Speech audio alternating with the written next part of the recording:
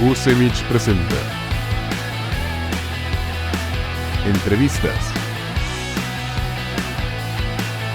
opinión política, reportajes, ciencia y tecnología, arte y cultura, todo esto y mucho más en Espacio UCEMICH. Hola amigos, yo soy Santiago Ábalos Y yo soy Monse. y esto es Espacio UCEMICH. Platícanos, Monse, ¿cómo estás? Bueno, la verdad del día de hoy me encuentro bastante feliz porque es la primera vez que estoy aquí. Así es, la verdad es que qué bueno que te das la oportunidad de aparecer aquí por primera vez en el programa. Pero platícanos, ¿con qué vamos a comenzar? Bueno, el día de hoy vamos a comenzar con Por si fuera de su interés. Con Javier Rosiles, así que vamos a verlo. Movilizaciones de la generación Z. ¿Hablamos sobre ello? Vamos.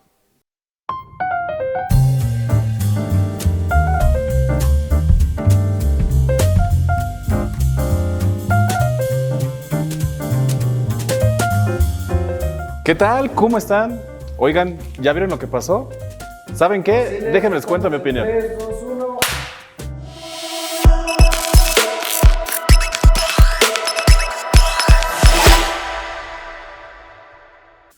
¿El Dragon Ball qué? ¿Mazinger Z o qué? ¿De qué vamos a hablar? ¡Rosiles! Vas a hablar de algo que sí le interesa al público, no de tus fregaderas sobre política. El equipo de inteligencia que hablemos de no sé qué con Z, de Dragon Ball Z. Yo soy politólogo, no cómics. Mejor busca otra carrera, Rosiles. A ver, creo que me estoy emocionando mucho. ¿Cuál es el tema de ahora? A ver, vamos a trabajar hoy con lo de la generación Z porque me parece que hay muchas ¿Los qué, confusiones. Muchas confusiones, empezando por ti. A ver, ver. ¿cómo? Yo voy a estar confundido. Bueno, sí estoy confundido, que estoy en un trabajo donde no pagan. Ah, sí. Hay gente que dice que la generación Z salió a marchar. A ver, vamos por partes. Como si la generación Z fuera un ente homogéneo. Pues claro que no. A ver, ¿a poco las generaciones? ¿Tú, Chino, qué generación eres, por cierto? La de los Rosiles, porque Como- no he visto ni un solo peso. Sí, luego vemos eso ahí con mi secretaria Pasas. Mira, la generación Z es... Vamos a empezar a ver, tú, Chilango, eres de la generación Z, ¿no? ¿Verdad? Tú ya estás, te ves grandecito, ¿no? Yo ya estoy ruco, pero ¿qué crees? Menos ruco que ti. A ver, la generación Z son aquellas personas que nacen entre el 97 y el 2012, ¿vale? Entonces, Rosiles, te iba a ya pedir tengo que hagas bien la cuenta, tumba. pero yo hago mejor la cuenta porque yo sé que no vas a saber. Es decir, tienen entre 13 y 28 años. Eso es la generación Z. Ahora, ese conjunto de personas, pues evidentemente hay panistas, morenistas, priistas, y hay otros a los que no les interesa la política. Continúa. Hay otros a los que no les interesa la política. Entonces, bueno, cuando se llaman las manifestaciones, hay que entender que también el PAN y el PRI hicieron llamados a que los jóvenes participaran, ¿sí o no? ¡Llamados! Pero yo no sé por qué la gente se espanta tanto, pues si eso es la política, ¿no? O sea, si el PAN convoca a que los jóvenes vayan y los jóvenes van, pues qué bueno. Pero Pues yo... sí, Rosiles, pero son los mismos de siempre, esa es la cuestión. Hay que echarle la culpa, ¿no? Así como hay espacios, territorios o estados donde el PAN y el PRI convocaron y los jóvenes pues no fueron, o sea, es muy simple, a ver. Las movilizaciones más importantes, ¿dónde fueron? Pues en las grandes ciudades, ¿cierto? Ciudad de México, Guadalajara. Tu ciudad Y natal. quizá otro, así es, y quizá otro por ahí. Fuera de eso, lo que encontramos en los estados, hay que decirlo de manera muy clara, pues fue una movilización muy pobre, con muy pocos participantes, ¿no? Pero pues al final de cuentas, no nomás tienes a los acarreados de otros partidos, sino también a las personas que tienen por sus intereses, por su bienestar, Rosiles, a los que quieren un ingreso seguro, seguridad, Bueno, a ver, seguro social. en las movilizaciones lo que uno puede ver es un conjunto de gente muy variada. O sea, también vimos jóvenes que genuinamente defienden y están en contra del oficialismo, lo cual es muy respetable, ¿no? También vimos claramente panistas, priistas, así como también vimos gente mayor. Esa es una discusión que ha causado mucho revuelo, Mientras ¿no? se sientan jóvenes, está bien, Rosiles. Vimos por ahí a personajes, no quisiera personalizar, pero pues hay que decirlo a la mejor. Vimos allá a Costa Naranjo, que está haciendo su partido, que se llama ¿El costeño qué dijiste? Somos MX, él está haciendo su propio partido, ¿no? Entonces, vimos un conjunto de personas ahí, es decir, vimos ahí un conjunto, una aglomeración, diría yo, ¿no? Entonces, con esa visión hay que empezar a revisarlo, Chilango, porque si no, pues no entendemos lo que está pasando. Pero a ver, Otra de las cosas que ha pasado y que fue muy polémico fue que el PAN invitó ¿a quién? A un influencer. ¿Cómo se llama ese influencer? ¿Quién sabe, Rosiles? ¿Cómo? Según tú eres influencer, le topan en la esquina. A ver, este equipo de inteligencia, bueno, hay un influencer del cual se le sacó un contrato que el PAN le pagó 2 millones de pesos ¡Eso le pagaron! para que pagan invitara. miserias! Cuando yo vi ese contrato dije, bueno, le pagan poco, ¿no? O sea, bueno, ¡Así hay a es quienes poco! nos pagan ¡Así es el más, ¿no? contrato que tú me hiciste! Hay a quienes nos pagan más y tenemos mucha menos influencia, pero bueno. Entonces, ese tipo de cosas, a ver, Chilango, hay que ver. Lo que estamos hablando es de política. Fíjate bien, si le quitamos esa superficie, esa capa tan superficial, vamos a llegar a un punto más importante. Lo que está en juego en este momento en el país es una cuestión entre dos enfrentamientos, entre dos narrativas, ¿ok? La narrativa que viene del oficialismo y la narrativa que viene de la oposición.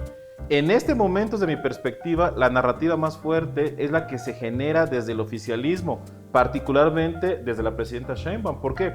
Porque la presidenta Sheinbaum tiene una aprobación del 70%, ¿sabes? ¿Cuántos países tienen ese nivel de aprobación? La neta no, Rosiles. Yo tampoco, pero seguramente son muy pocos.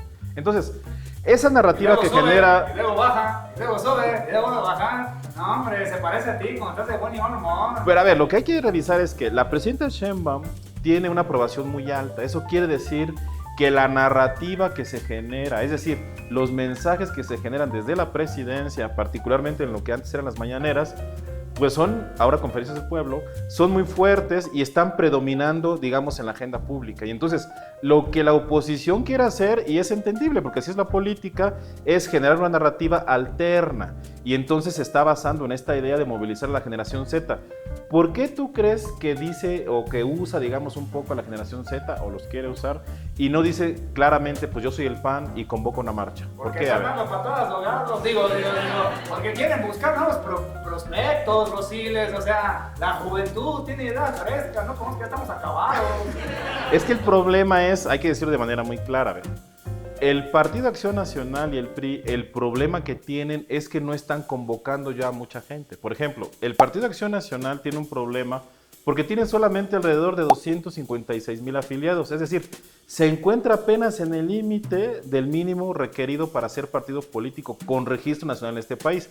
Entonces, ha empezado toda esta campaña de relanzamiento, le han llamado ellos, pues para convocar a más gente y que más gente se sume.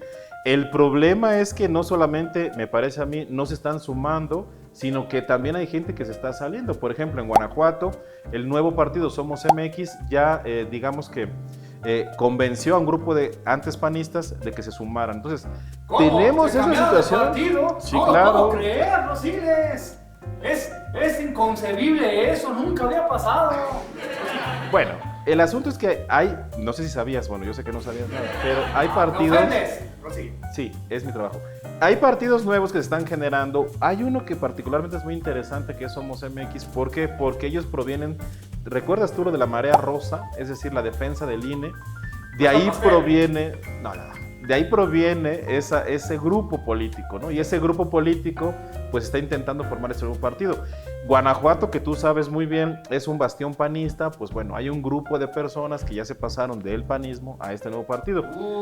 Pero lo que te quiero decir es que, a ver, la política es conflicto, la política es polarización, entonces a mí no me sorprende que se hagan estos llamados desde el panismo, desde el priismo, desde cualquier partido, pues a convocar a que la gente critique al oficialismo. Es decir, eso me parece a mí normal.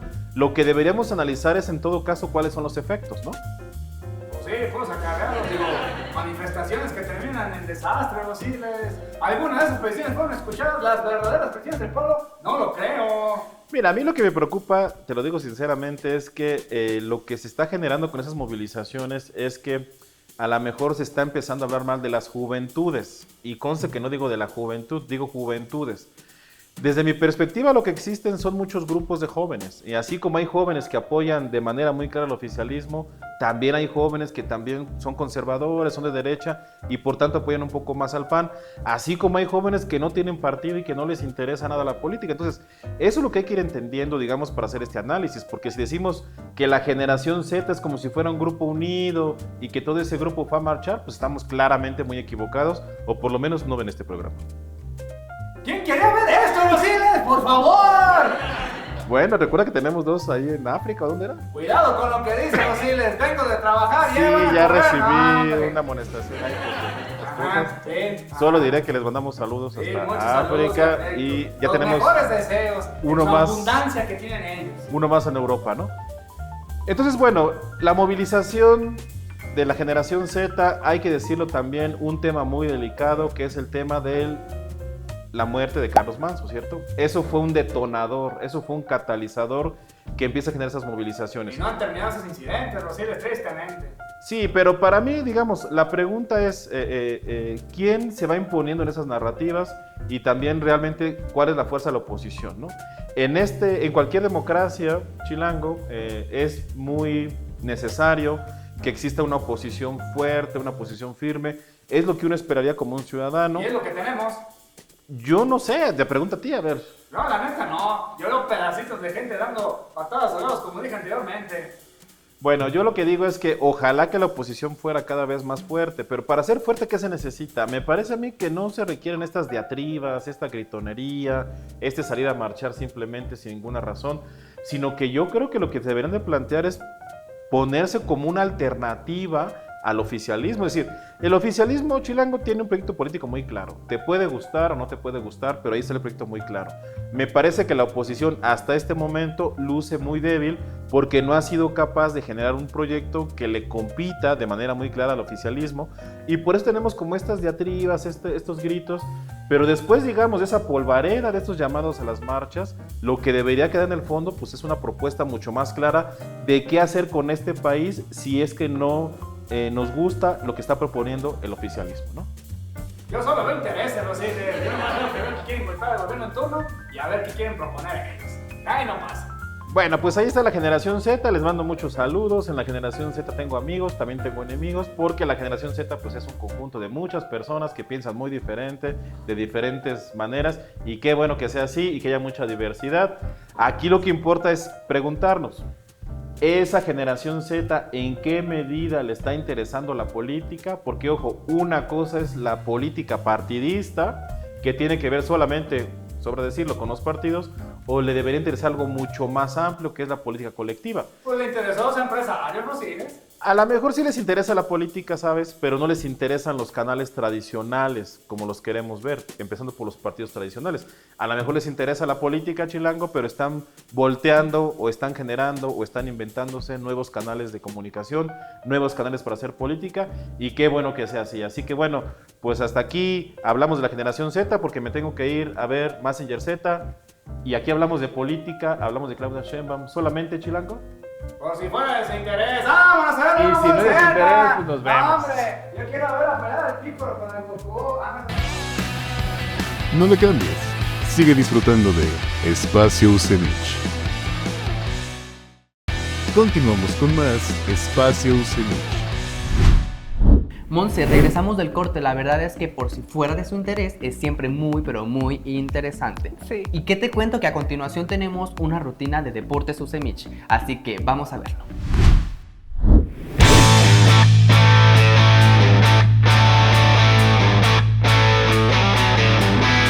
Y bueno, gente, el día de hoy vamos a hacer una rutina que consta de 2 grupos musculares, la cual es la espalda y los hombros. Para empezar vamos a comenzar con la espalda, ya que es un grupo muscular que es mucho más grande, por lo cual necesita mucho más esfuerzo y mucho más trabajo. Posteriormente pasaremos a trabajar lo que es el hombro, ya que este músculo nos sirve para lo que es la estética y también para la funcionalidad de nuestro cuerpo. Bueno, pues vamos allá.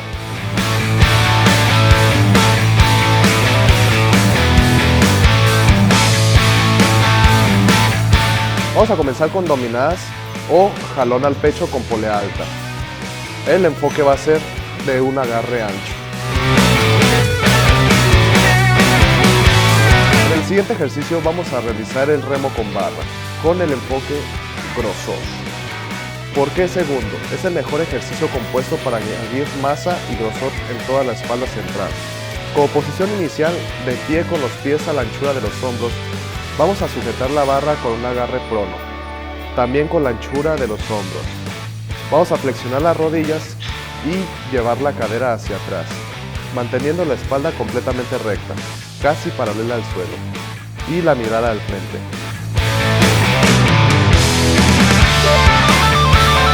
continuación vamos a realizar el remo con mancuerna a una mano. Vamos a sostener la mancuerna con la mano libre y el brazo extendido. Lleva la mancuerna lo más alto posible, rotando ligeramente el torso al final, para conseguir una concentración máxima en el dorsal. Como ejercicio 4 vamos a realizar los face pulls. En este ejercicio es un 2x1. Rehabilita y fortalece la parte posterior del hombro, clave para evitar lesiones y mejorar la postura. Y trabaja el trapecio bajo, dándole un aspecto cortado a la espalda.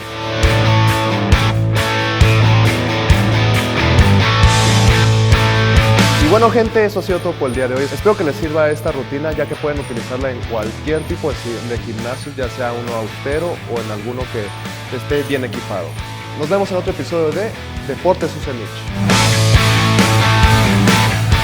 Sigue con nosotros en Espacio UCEMICH. Continuamos con más Espacio UCEMICH. Bueno, y regresamos del corte y la verdad es que Deportes UCEMICH siempre nos deja con un muy buen sabor de boca. Así es, para siempre estar, ¿qué? Bien fuertes. Muy fuertes, la verdad. Así es. ¿Y qué te cuento? Que casi llegamos a la parte final de este programa, que vamos a ir a Tizapán a ver Expedición UCEMICH. ¿Te parece entonces si vamos a verlo? Muy bien. Vamos a verlo.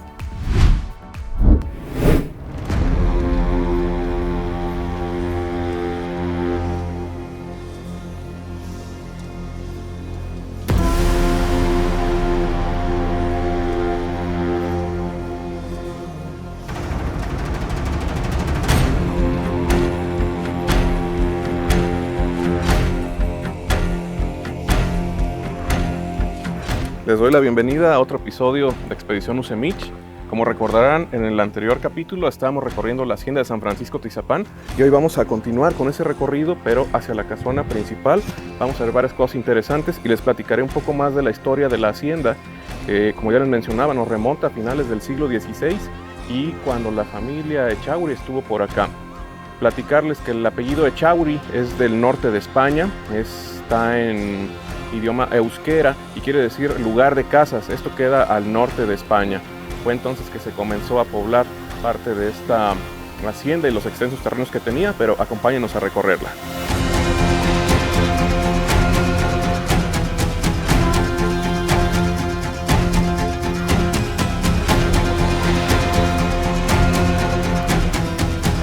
Muy bien, pues comentarles también que la hacienda tenía una producción bastante fuerte en términos de caña de azúcar.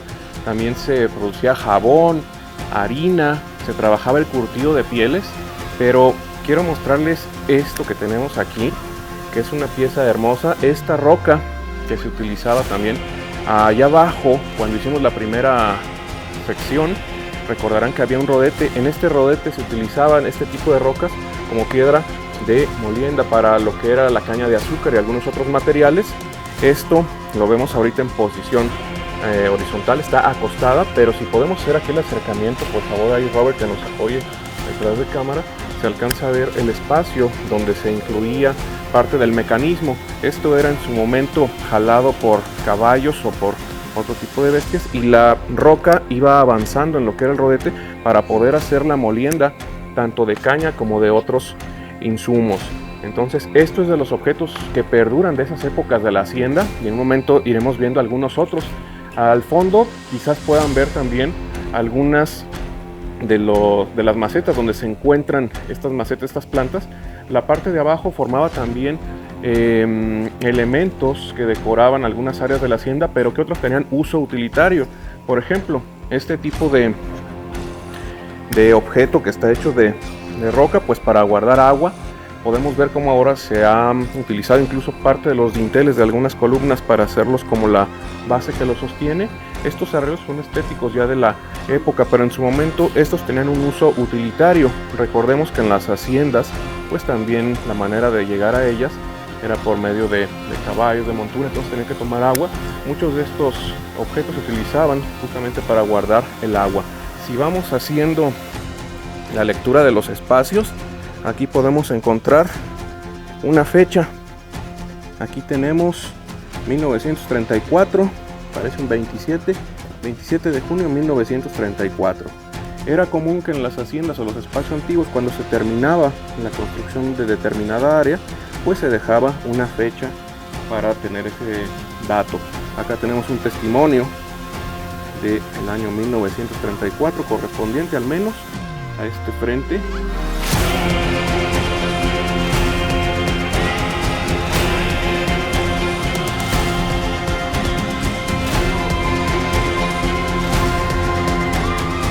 Muy bien, tenemos acá uno de los elementos principales de esta hacienda, una imagen que, según nos comenta el amigo Ramón, tendrá alrededor de 273 años. Es un San Francisco de Asís, es un santo relacionado con la religión católica, conocido sobre todo por su devoción a la naturaleza, su humildad, pero también tiene un elemento muy característico. Generalmente en las representaciones más antiguas de este santo aparece sosteniendo una calavera que representa su mortificación y la aceptación hacia la muerte. En este caso podemos ver esa representación de San Francisco y también, muy simbólico, su cordón, el cordón de San Francisco.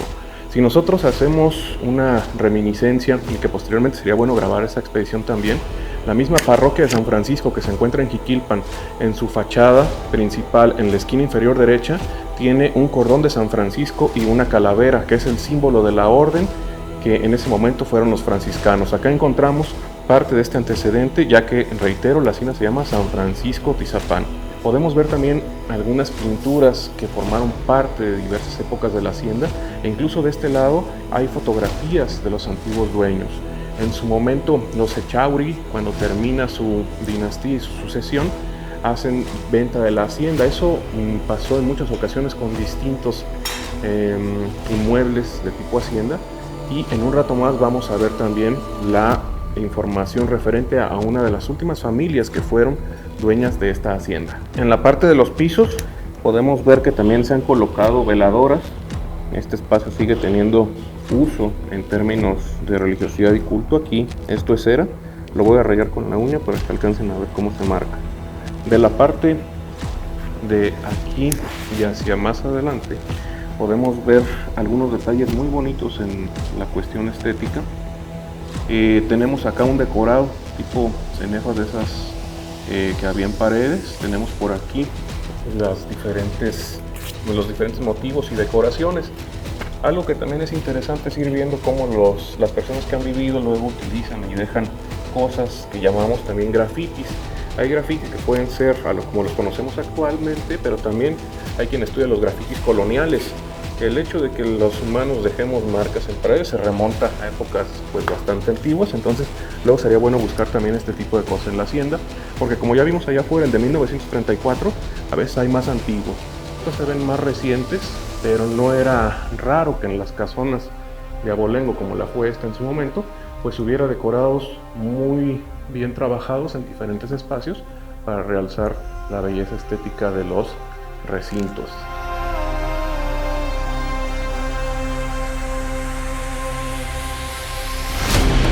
Hay una cruz que hace referencia a uno de los dueños, la familia Garza, en este caso Ramón Garza Madrigal. Vemos la fecha, febrero 18 de 1961. La sucesión en términos de la posesión de las haciendas pues cambió todo a raíz también de los años 40, a partir de esa fecha con los ejidos, la cuestión del reparto que hubo de las instancias, y bueno, desapareció la época de gloria y apogeo de estas haciendas. Sin embargo, este es un testimonio interesante aquí en términos de la familia que en las últimas décadas pues ha tenido la posesión de la hacienda, que han sido los Garza. Acá en los muros podemos ver algo curioso, este símbolo que vemos que se repite en varias ocasiones. Les comentaba que pudiera ser a un fierro de ganado relacionado al que se encuentra aquí en la hacienda, o podríamos también indagar a ver si tuviera algo que ver con el escudo de la casa. Yo creo que más bien sería fierro de ganado porque esto es bastante reciente, pero es curioso ver cómo las paredes siempre han tenido también un uso utilitario. Si echamos por acá el acercamiento, vemos algunas cuentas, por ejemplo, de personas que debían probablemente, o acerca de transacciones que se llevaron a cabo. Entonces las paredes se utilizaban en muchas ocasiones para hacer parte de estas anotaciones. Ahí lo podemos encontrar, también por ahí algunos otros números. Entonces ese tipo de detallitos también forma parte de la vida de la hacienda. Vamos a avanzar ahora hacia otra área muy antigua de igual manera. ¿Y por qué comento eso? Porque, bueno, aparte de la casona principal que vimos que tiene una construcción y una técnica mucho más fuerte en términos de su edificación, de este lado podemos encontrar todavía antiguos muros de adobe. Podemos ver en ellos distintas características, lo que comentaba hace ratito, una primer fase a modo de cimentación, que sería esta de acá, que ya tiene roca, y posteriormente vemos aquí la técnica constructiva de adobe. Se alcanzan a percibir los ladrillos, los bloques de adobe, pero como también tenían acá su argamasa para pegarlas, y es interesante verla cómo se ha conservado. Como ven, pues ya tiene rastros de erosión, pero es muy bonito de ver, al menos a mí así me resulta, porque pues, nos da testimonio de la arquitectura de entonces. En la parte de la puerta encontramos incluso en la parte de arriba todavía algunos largueros de madera. Vale la pena revisar. Este tiene por acá un espacio con un sacabocados, y esta área de acá nos lleva a lo que ya recorrimos en el primer capítulo. Al fondo está la torre del Chacuaco, y aquí vemos una técnica distinta. Estos, por ejemplo, estos espacios, este dintel que vemos ya es mucho más nuevo que estos de acá. Este es el área vieja de la hacienda y forma parte de ese patio que se encuentra al frente y a un costado del área principal. Aquí podemos ver parte del recubrimiento que tenía la pared. Como ven, el alma o el núcleo del muro estaba hecho de adobe, pero sí que tenía un enjarre para poder darle vista al final a este tipo de recinto. Ok, de este lado tenemos un detalle interesante, una pieza mecánica que ha sido adaptada como amarradero para el caballo, para acá atar las riendas y ya poder pasar hacia la casona principal. Detallito que, bueno, es más bien una adaptación de uso práctico, pero interesante. Hemos llegado al final de este capítulo. Conocimos, bueno, en 2 capítulos conocimos ya la hacienda de San Francisco Tizapán, y les agradezco mucho que nos hayan acompañado. Nos vemos pronto en otra expedición Usemich, y hasta la próxima. Amigos, hemos llegado a la parte final de este programa, pero ustedes no se olviden de sintonizarnos la próxima semana a la misma hora y por el mismo canal. Y tampoco se olviden de seguirnos en todas nuestras redes sociales y de activar la campanita de notificaciones. Así es, ni de suscribirse a nuestro canal. Recuerda que yo soy Santiago Ábalos y me encuentras en Instagram como AvalosSans. Y yo soy Monse y me encuentras como mts.rrt. Así es, y esto fue Espacio Usemich. Así es. Pero platícanos, ¿por qué vamos a comer? No me acuerdo. Por si te interesa, ¿de qué? Por si fuera de su interés. Por si fuera de su interés. Ok. Sí. El día de hoy vamos a comenzar con Fuera de su por si fuera de su interés. Deportes. ¡Ay, no! Estrellita. ¡Mi estrella de Chava! Deportes Usemich. Entonces vamos con la parte final de este programa. ¡Shh! ¡Cállense! No pueden hablar nada en serio. Seguirnos en nuestras redes sociales para la próxima pantalla.